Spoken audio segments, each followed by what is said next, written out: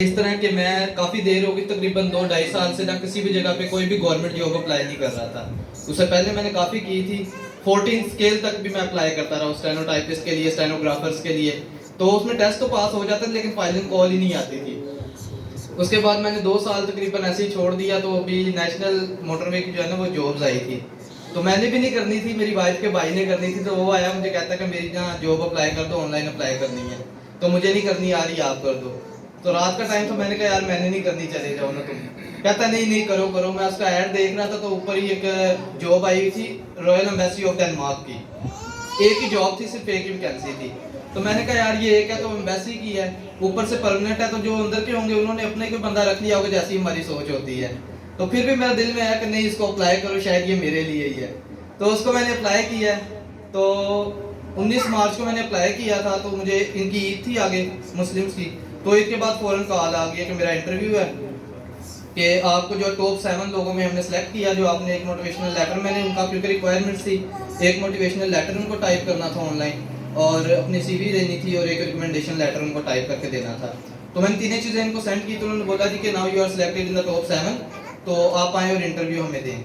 मैंने उसका इंटरव्यू दिया, और टोटल 3 दिन के बाद जो है ना, और इससे सबसे पहले जो बुनियादी चीज़ है वो मैं आपको बता दूँ। 19 को मैंने अप्लाई किया, 20 को जो है ना पासा साहब घर आए। तो मैंने बोला सर मैं अप्लाई तो नहीं करता कभी, ये एक ही पोस्ट है तो मुझे पता भी नहीं है।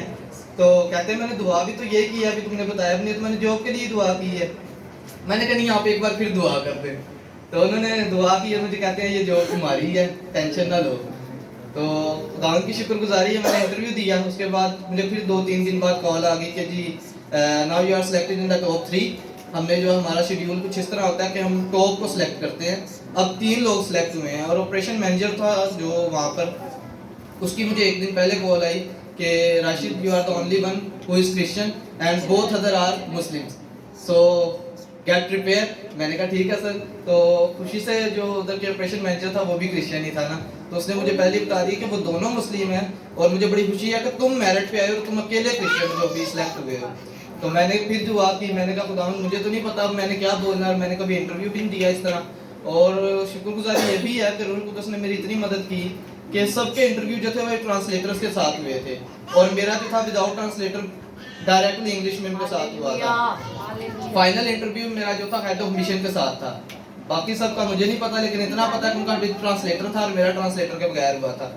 और फिर जो है नेक्स्ट डे मैंने कहा भी, मुझे लास्ट में उसने पूछा हेड ऑफ मिशन ने कि do you have any question regarding our embassy और एनी अदर थिंग एल्स। तो मैंने पूछा जी मेरा तो एक ही सवाल है। हंसना शुरू हो गया। वो कहता क्या है? मैंने कहा जो भी सिलेक्ट होगा आप उसको बताएंगे कब?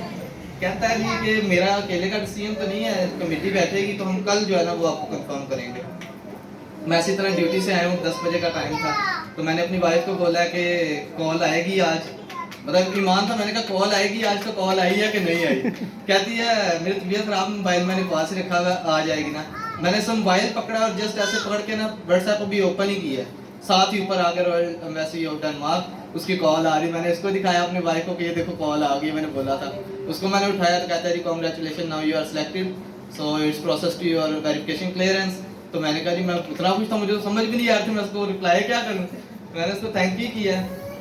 तो अभी जो है मेरे डॉक्यूमेंट्स गए हुए हैं वेरिफिकेशन क्लियरेंस के लिए। मुझे उम्मीद है तो बहुत जल्दी मैं जो है ना शुक्रगुजारी भी करूँगा।